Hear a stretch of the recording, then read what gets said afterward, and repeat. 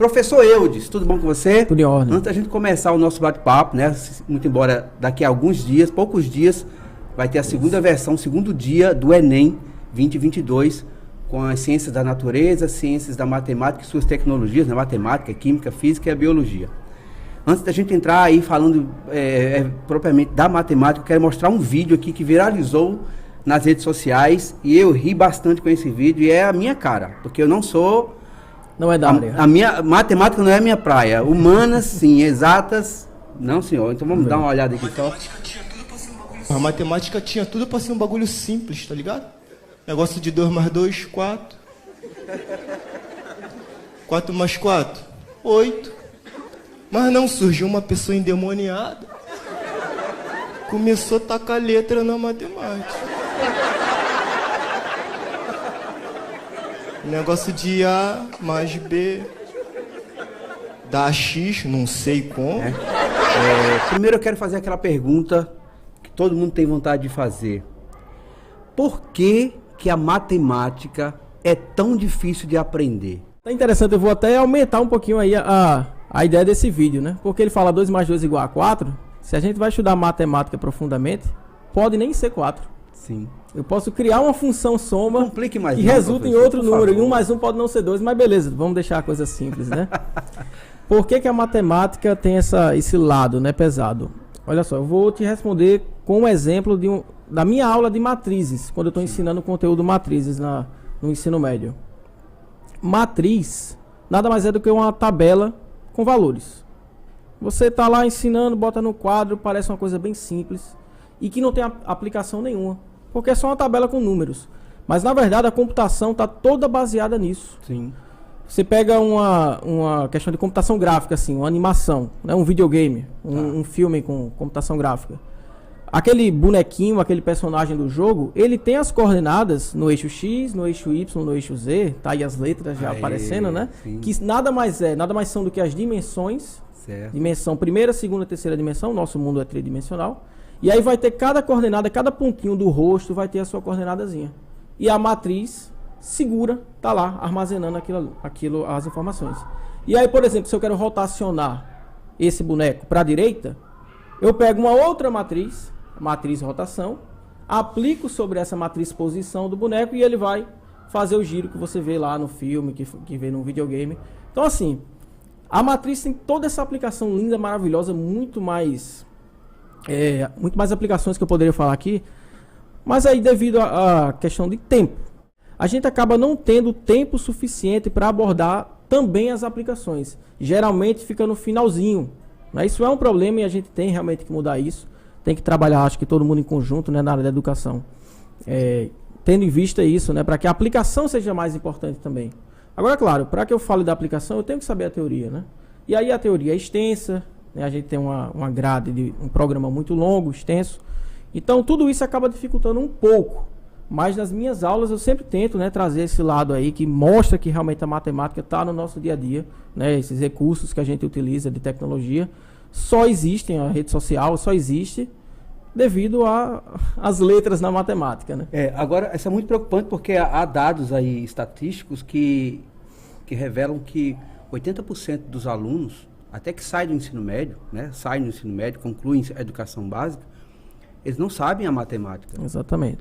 Agora, isso não seria um problema desde do Fundamental 1, desde das séries iniciais? Acredito que sim, né? As avaliações em larga escala, né? Por exemplo, o PISA, essas avaliações mostram realmente esses dados aí preocupantes, né? A gente que é professor vê em sala de aula a realidade, né? A defasagem, mesmo no ensino médio, mesmo na universidade, né? Se a gente for parar para analisar, na universidade os alunos estão chegando com defasagem em matemática para cursos que são da área de matemática, né? Engenharia, própria matemática, licenciatura, bacharelado. Existe sim essa defasagem. E eu acredito, aí eu não vou te dar aqui a informação tão precisa, mas eu acredito que sim, vem, né, desde o princípio, desde como ela é ensinada no início, né, sem aquele aluno, por exemplo, a questão do erro na matemática. Tem que se normalizar, entre aspas, tá? Quando eu falo assim, o erro, é bom errar. Não, ninguém gosta de errar, mas você, para aprender matemática, você vai errar bastante. Se você for ler ou ouvir, hoje em dia com o YouTube, qualquer matemático, sabe, ganhador de medalha Fields, que é o prêmio máximo, ele vai te falar que ele erra bastante. É como dizem, né? Um especialista em uma área é aquele cara que já errou tudo que tem de errar. Então ele sabe todos os caminhos por onde ele não deve seguir. Então assim, a gente tem que, de novo, entre aspas, normalizar a questão do erro, usar o erro como instrumento para ensinar e para aprender.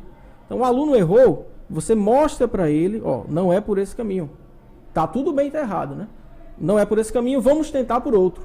E aí já incentiva o aluno, a partir do erro, procurar aquele outro caminho, que se não encontrar, vai procurar outro. E o legal da matemática é que se você esgotar os caminhos errados, você vai acabar chegando no certo, né? Tá, mas talvez um dos problemas, né, que a gente pode elencar para essa problemática do aluno que não aprende a matemática, não seria desde as séries iniciais, eu não digo nem a educação infantil, mas Fundamental 1, Fundamental 2, de ter aprendido a matemática desde lá, né? Porque assim, quando a matemática vai avançando, né, vai ficando mais difícil, vamos dizer assim, no decorrer das séries. Se o aluno lá no primeiro ano do Fundamental 1, segundo ano, terceiro, quarto, quinto, sexto ano, aí passa para o sétimo ano do Fundamental 2, ele não aprendeu a matemática básica, obviamente ele não vai também ser um bom aluno em matemática no ensino médio. Sim. Né? Então é isso que os dados mostram, que 80% dos alunos não sabem a matemática. Mas certamente, a matemática ela é cumulativa, né? Você não tem como aprender o assunto do 8º ano sem ter aprendido o assunto do 7º, do 6º, e por aí vai. Então se a gente pega um recorte, né? Ser mais assim direto, do 4º ano ao 7º ano, por exemplo. Tudo que você vai ver nesse recorte aqui, nesse período, vai ser importante para o que vai vir depois.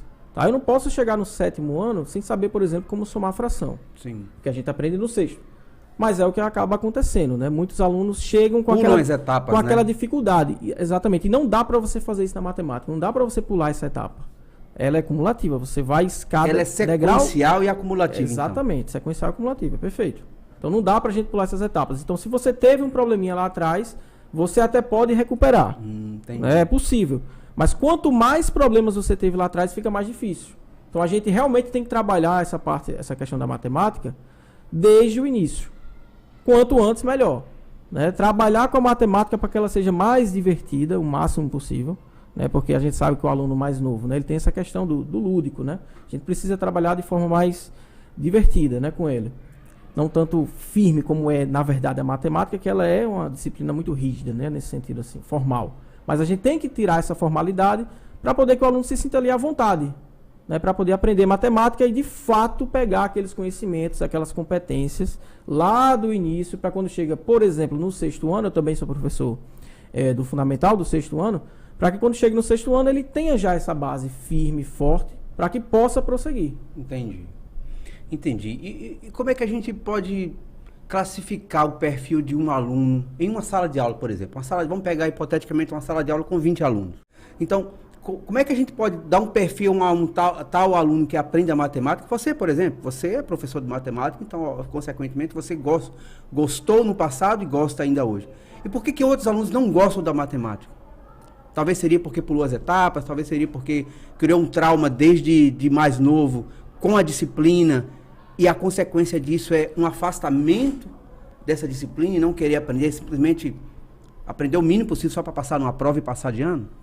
Primeiro, isso é uma pergunta bem complexa e está me trazendo aqui várias ideias e até lembranças, né? Você falou eu sou professor de matemática, então eu gosto de matemática.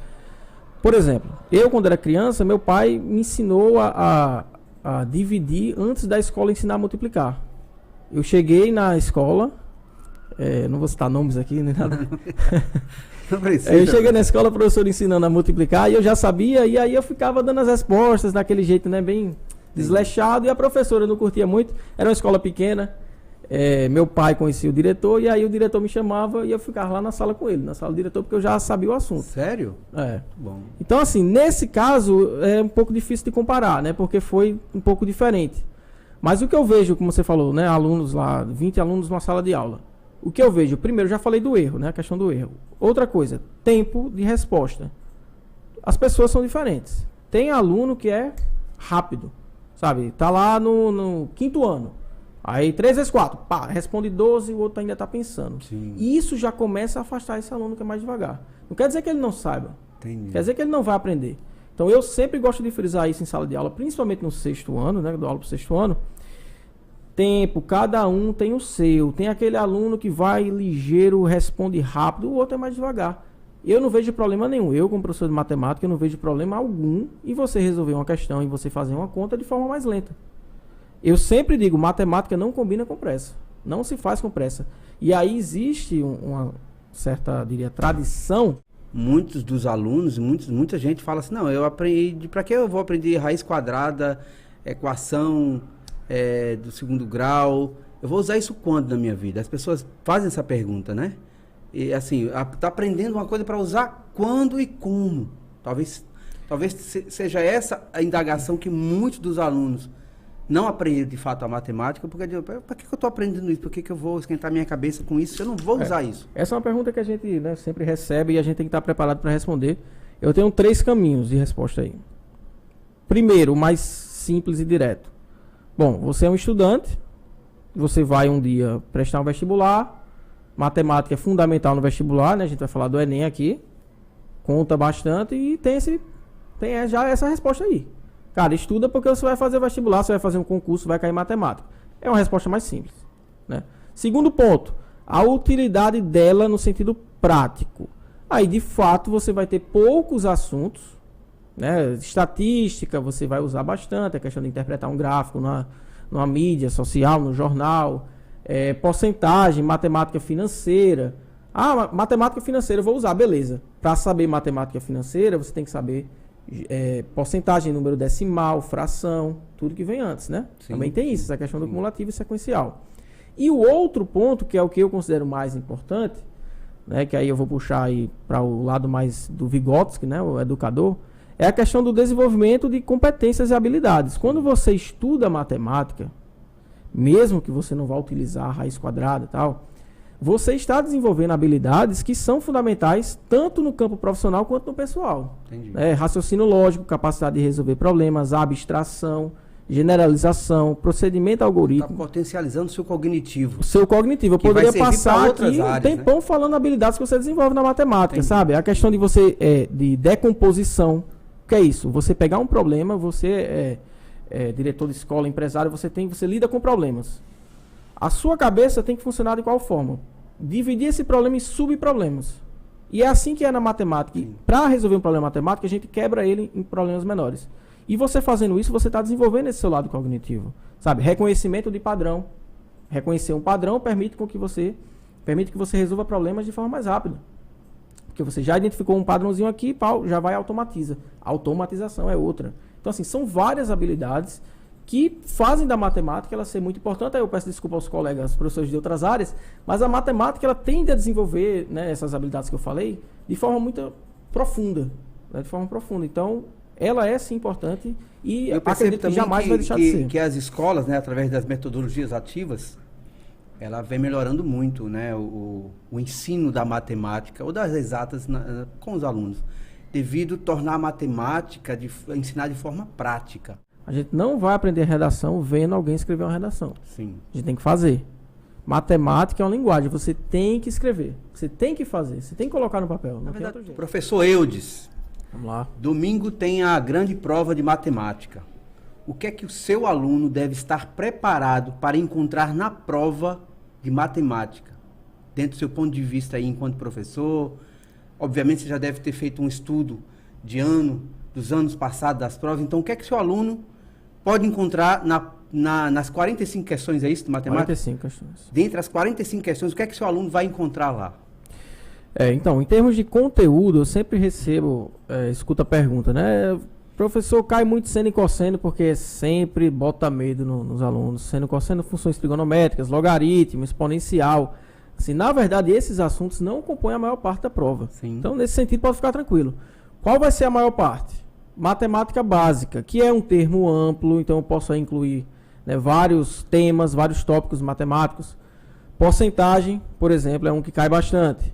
Vai cair uma porcentagem, uma questão direta, calcule 37% de 152. Não.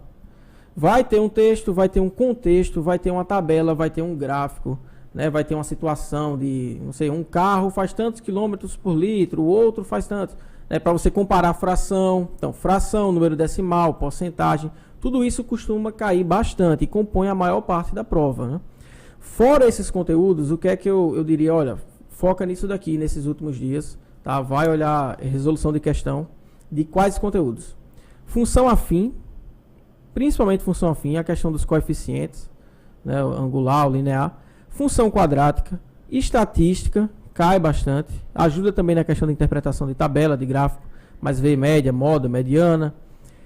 Probabilidade, tá? Nada muito complexo, foca no simples agora, certo? Mas esses são os conteúdos que mais caem. Essa questão de logaritmo, como eu falei, de funções trigonométricas, se você está com a base já forte, excelente, pratica, continua praticando. Agora, faltando aí poucos dias para o Enem, foca na matemática básica, foca em função afim, função quadrática, probabilidade e estatística. Essa é a maior parte da prova do Enem. Perfeito, professor. Olha aí, a dica foi dada, aí cabe a você, aluno, cabe a você se tranquilizar, né, professor? Sim, manter a calma. Já estudou, se bem que falta aí poucos dias, né, 2 dias apenas, 3 dias. Então, assim, se preocupa, se tranquiliza, se joga, que vai dar tudo certo. É Perfeito. isso, professor? É isso mesmo. Essa é a dica. Muito obrigado. Tá? Foi um bate-papo bem rápido, é apenas um comentário sobre o Enem e especificamente sobre a prova de matemática, que é a sua praia. Matemática não é a minha praia, já falei aqui isso. Eu que agradeço. Prazer. Mas vamos fazer teremos outras conversas, inclusive até comentar a prova depois, né? Na próxima semana. A gente pode estar comentando aqui algumas questões para saber se realmente caiu isso que o senhor aí acabou de elencar. Mudar contra a parede. Beleza? Muito obrigado. Fique com Deus. Eu que agradeço. Valeu. Valeu, pessoal. Boa prova. Fechando todas as 45 questões de matemática e todas as física, química e biologia, ok? Valeu! Não, eu vou